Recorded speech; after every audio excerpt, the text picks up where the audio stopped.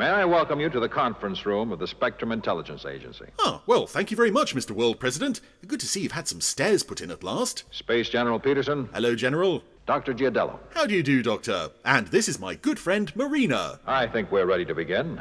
Thank you, World President. Ah, yes, begin with this week's Randomiser, you mean. Although after last week's fiasco, I'm not sure I could trust it any further than I could throw it, however far that might be. We anticipate something like 50 yards. Oh, you've done the maths on that, have you? Okay, good.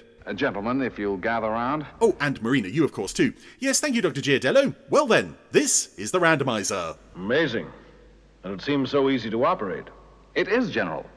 Here, try it for yourself. Press this button. That's it, General. Well done.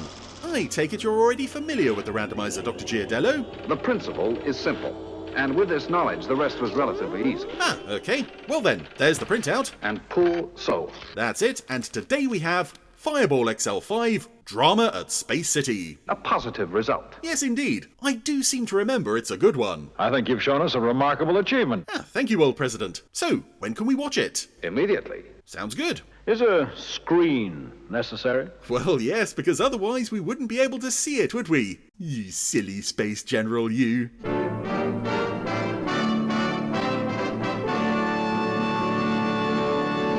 So, we welcome back to the Randomiser Fireball XL5 with Drama at Space City, or, as this opening might suggest, a completely different episode, The Doomed Planet.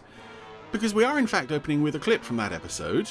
I guess this episode was running short in editing or something, and they just decided to stick a couple of minutes of old clips on here. It's a bit strange, especially to open the episode that way, but we see now there's a fade from that to This diary sure has some hair-raising sequences in it. Steve reading his diary. And we now transition to a quite a long clip from the Triads of all episodes, which we've already covered on the Randomiser, and quite recently on the Jerry Anderson website. Although I say recently, it's probably going to be about a month and a half at this point by the time you hear this, because I'm quite ahead of myself actually on the Randomiser at the moment.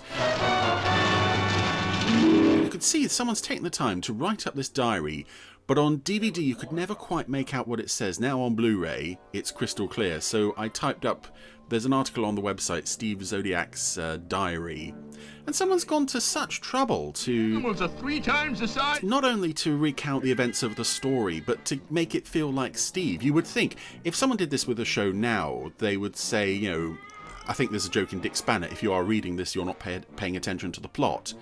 But someone's really gone to a lot of time for this one filler scene to create Steve Zodiac's diary.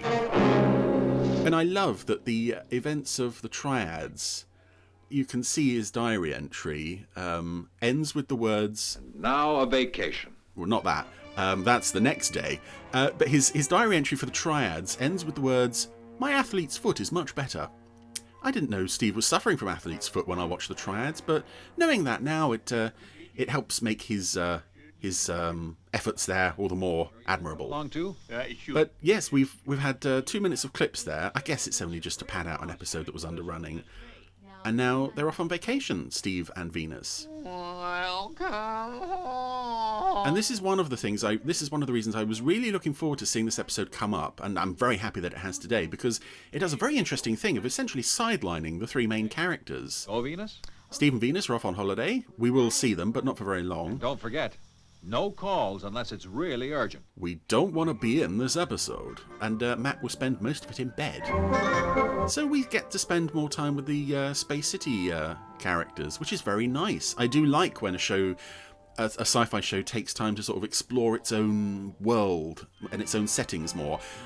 You know, some people, I think it's the same with Star Trek, I kind of like it when they stay on the Enterprise rather than go to a planet. I don't know what that says about me. Martian crunches today from the superstore, Oh. so I can have the launching ramp to go with my Fireball XL5 model. Which you can buy at all good stores, toy stores up and down the country right now, only for however much it was at the time. Gee, Mom. That's a bit of blatant product placement there for the show. Me. Now, Jonathan. Although, interestingly, you know, they've reached that point now with XL5 that I guess maybe they didn't quite hit with Supercar, where they know the show is a merchandising success while they're making it. Anyway, Steve and Venus have gone to Delicious chocolate, Uncle Hans. Just the thing after a long journey. Uncle Hans's cabin. Oh, it's such a pity, Matt isn't Where are they? I think it might be Switzerland. chalet. Ah, he works too hard, that one. And Uncle Hans with he's got a very big pipe. And I'm not sure what's in it. But yes, Matic is working on in his laboratory something which I'll be able to tell you about once we get past this shot of the sign saying "Do not disturb" on the door. Oh, he's dismantled Robert. Oh, that's a bit of a grim image. Seeing one of our regulars dismembered like that. His arm joined bushes. You sure were overdue for a service, Robert. I suppose I should have asked you before I took your head and arms off. Well, I hope I did the right thing having the Lazoon to stay with us while Steve and Venus are on vacation. Oh yeah, what could possibly go wrong with that idea? With Eleanor, I guess it's okay. Yeah. Stick 'em up, Lazo. And yeah, despite the fact that we're going to spend a lot of time this week with Jonathan Zero, one of the more No, Zuni. Stick 'em up. I'm well, more often seen Super Mario Nation child characters, unfortunately. Jonathan and the Lazo. I like the exploration of the Zero family life in this episode because it's dysfunctional, bordering on Quiet. I am trying. I don't know. It's a really of all the family, and it's rare because this is a complete family: mother, father, and son. And for this week only, a Lazoon. Welcome home! But there's just barely suppressed rage for each other. She's sick, Wilbur. She's always sick, your mother. To her. But what about Jonathan and the Lazoon? Well, I can't take them with me, Wilbur. You'll have to look after them. What? And run a space city? Soon? Okay, we're having the two characters are having this conversation over the phone, by the way, on a split screen. I think Zero's screen might be a bit wider, but it's I've discovered myself in video editing, it's hard to make a precise split screen and give both sides equal time, or equal space, I should say. Anyway, here's an interesting scene. Well, it may not be super space speed, but it's good to be skating again. I feel really relaxed for the first time in years. But remember, I was on the Triads planet the other day with my athlete's foot. I hope this doesn't cause it to flare up again. Yeah, an ice skating scene, similar to the one in Stingray, but the one in Stingray, you've got to say, is far more accomplished, even though Uncle Hans is there, watching them, puffing away on his pipe.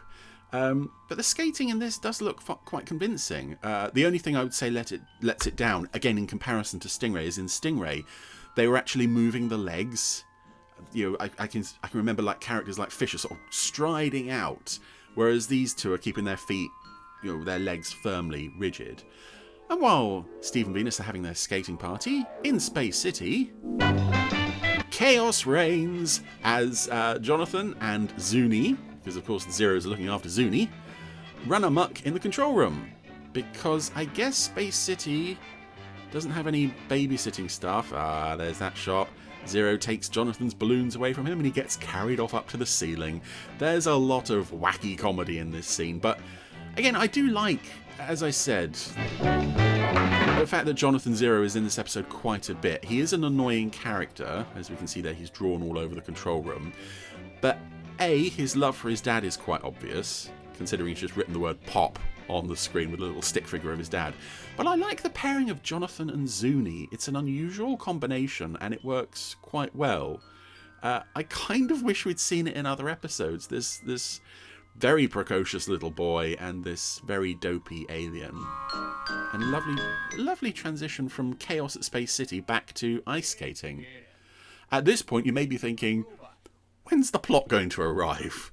Because it seems so far that we've just got characters kind of kicking back and either taking breaks or, you know, catching up on routine maintenance with Robert, as Matic is here.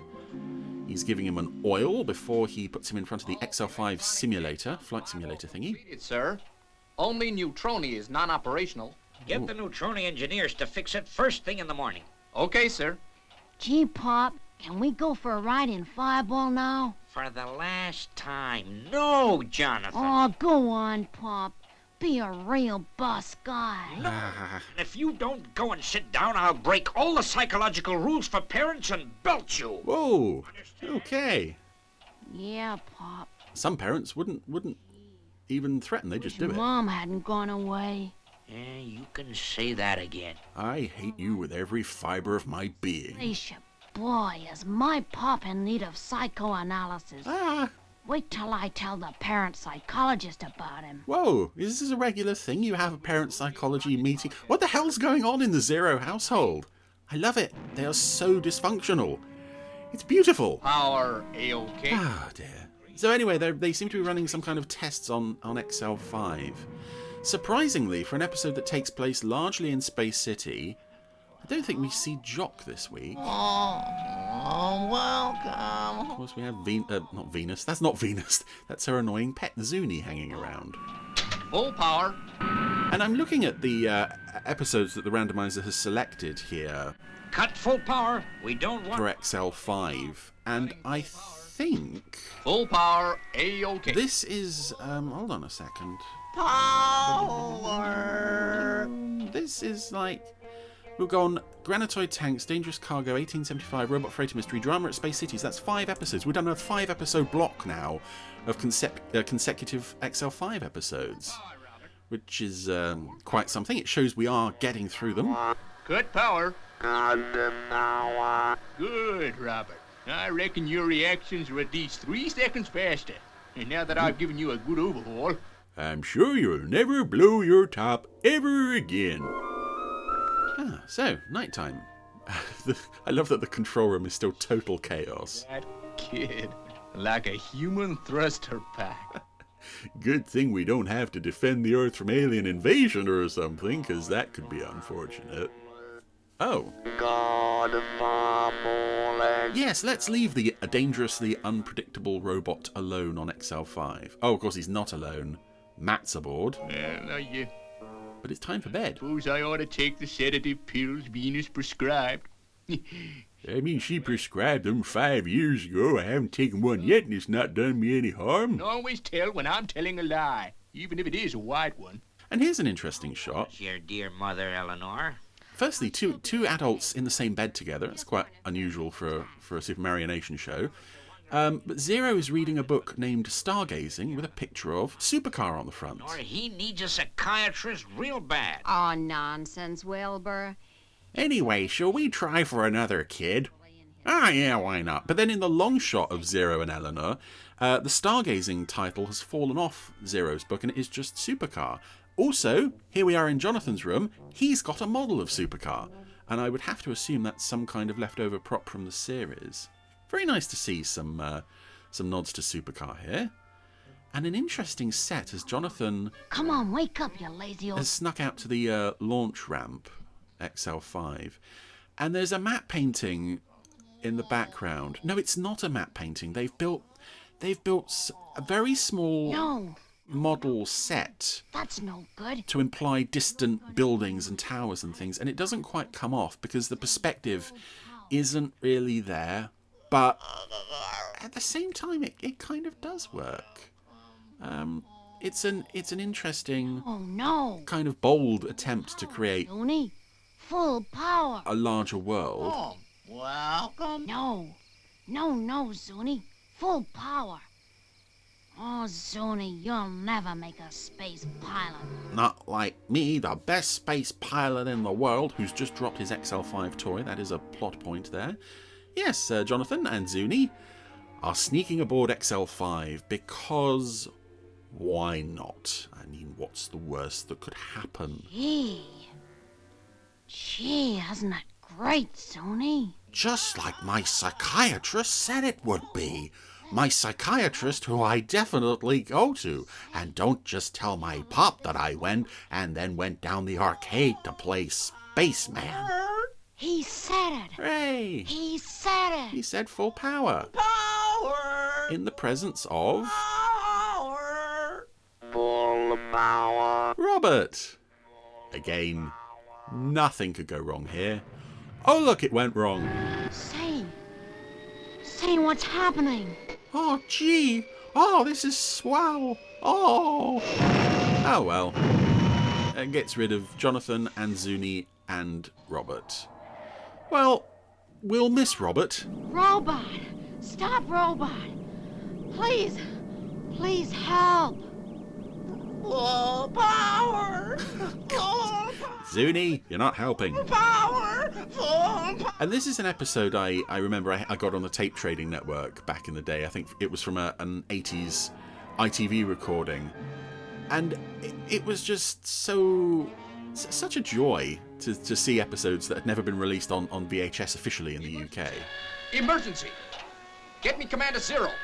Oh, and this is where it all gets a bit tense and a bit dramatic. Wilbur? Oh, I thought they were in the same bed, but it looks like the Zeros are in two separate beds, pushed very close together. Why, it's only the red alarm. We're just being invaded, that's all. Lieutenant 90 to Commander Zero! Lieutenant 90 to Commander Zero! What is it, Lieutenant? It's Fireball XL5, sir! An unauthorized takeoff! Oh dear, all this noise. It'll wake Jonathan.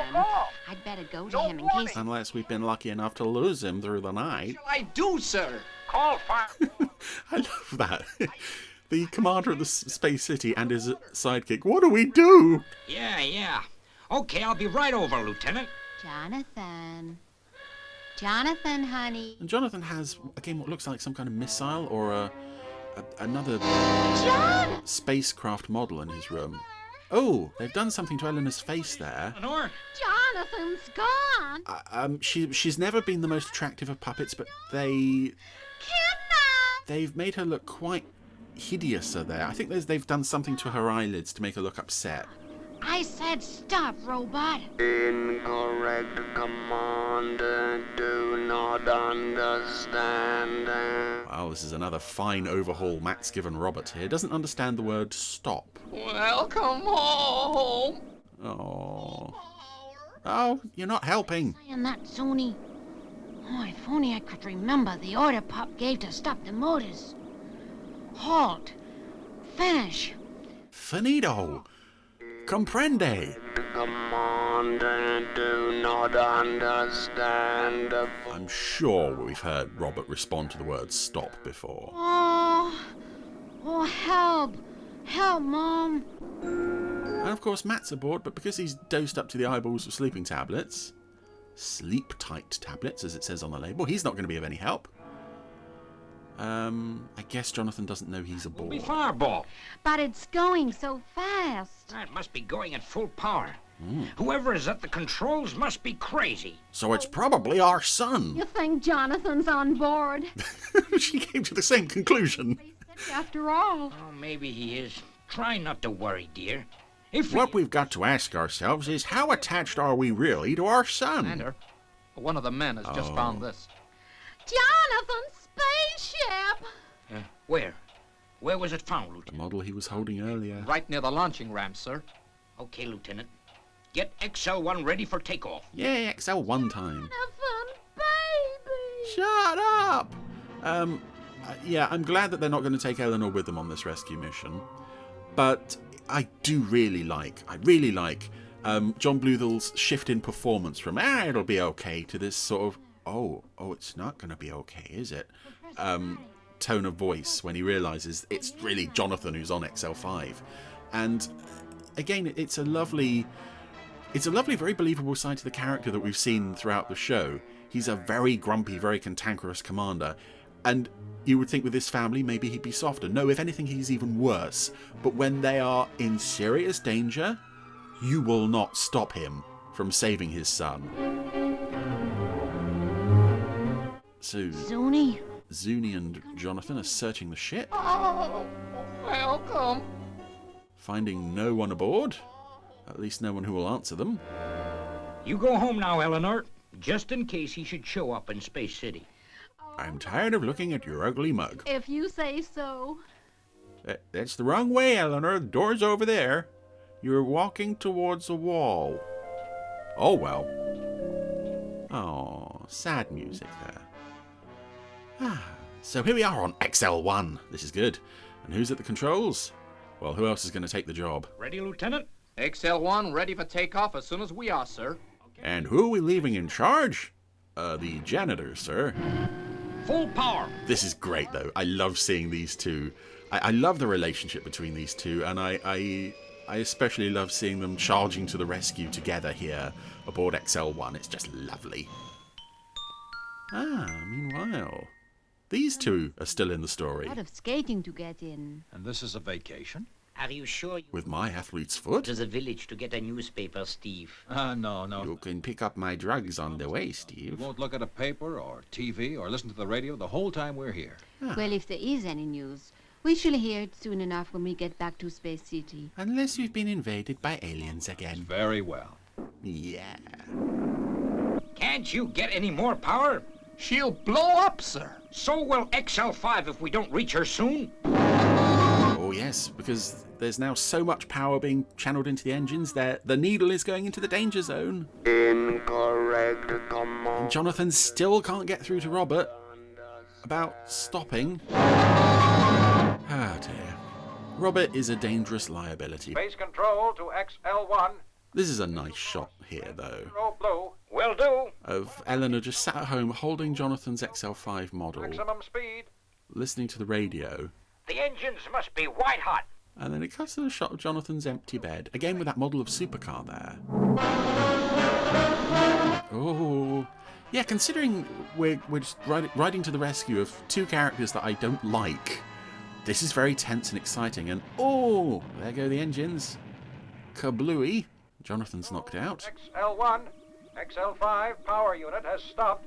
I don't like the sound of that. I don't know who that guy is. But, sir... Fire boosters, I say. We haven't much time. Any risk is justified. To save my son who I hate. Wait, why are we doing this? Oh, right, Robert. Yes, Robert's knocked out as well. Jonathan is thoroughly unconscious. Who does that leave to deal with the fire in the engine room? Well, somehow he's managed to put on a fire extinguisher, and he knows how to operate it. It's Zuni. Look at that smoke. She must have been on fire for hours. We better get over there right away. Oh, it's so tense and it's so exciting. Oh, this is good stuff. Again, I really like when Anderson shows, and they don't do it too often, where they put a focus on characters who don't always get the spotlight. It's so nice that the main characters have just been sidelined totally in favour of the Zeros and 90 and Zuni this week. Well, maybe not Zuni. It's very nice. It's very welcome. And smoke just pouring out of every opening to XL5. Every room is full of smoke. Needless to say, 0 and 90 bored with no oxygen masks or anything because, you know, they've had their oxygen pill. Still alive. Oh, damn. I mean, good. How did it go out? Over here, sir. The Lazoon and the ray extinguisher. Oh. That loopy Lazoon. He must have more sense than I thought. To put out the fire that he himself caused in the first place. A real boss welcome home, eh, Venus? Well, that's the last time we leave Space City for a vacation. Where's Fireball now? The commander is bringing her back. And I think this shot of XL5 coming in to land on fire and then crashing, I think it's reused from another episode. I'm not sure which. I want to say either Spy in Space or Sabotage. They're both probably wrong. Someone will correct me. But I do like this shot Retros. of XL5 just thudding to the ground when Zero's had enough of trying to land this thoroughly broken ship. No power. That does it. And he just lets it fall. My spaceship! It's brilliant. Again, it's a reused shot, but I think it fits better here. Get off me, you wretched robot. Ah, that's it. XL5 control room trashed. Robert's in Zero's lap. Oy. Matt's had a good night, though. What a bore sleep. Best night I've had for years. But Jonathan, honey, how did Fireball ever take off? I don't know, Mom. I deny everything, Mom. Welcome home. So, Zuni will not be put on trial for the crime of helping a child hijack a spaceship. Oh dear. Anyway, that was Drama at Space City, and I suppose your tolerance for that one kind of depends on how accepting you are of child characters in Super Mario Nation shows and how willing you are to see any effort be made to rescue them. But I love that one. I think that's a really nice change of pace. Again, to have the main characters sidelined just for an episode in favour of 0 and 90 and then the rest is very refreshing. I kind of like the dynamic between Jonathan and Zuni, even though it just leads to nothing but trouble. So overall, yeah, I mean, my relationship with XL5 is I loved it as a kid, and then when the DVDs came out, I found it a bit of a harder watch. But doing it on the randomizer, watching, say, one episode every 6 months, I find that I'm enjoying this show far more than I have for a very long time. So Drama at Space City, for me at least, is another thoroughly enjoyable episode of XL5. I would be very interested to hear anyone else's thoughts on this, because I don't hear it mentioned enough. Yes, if you haven't checked this one out, go and give it a watch on Blu-ray.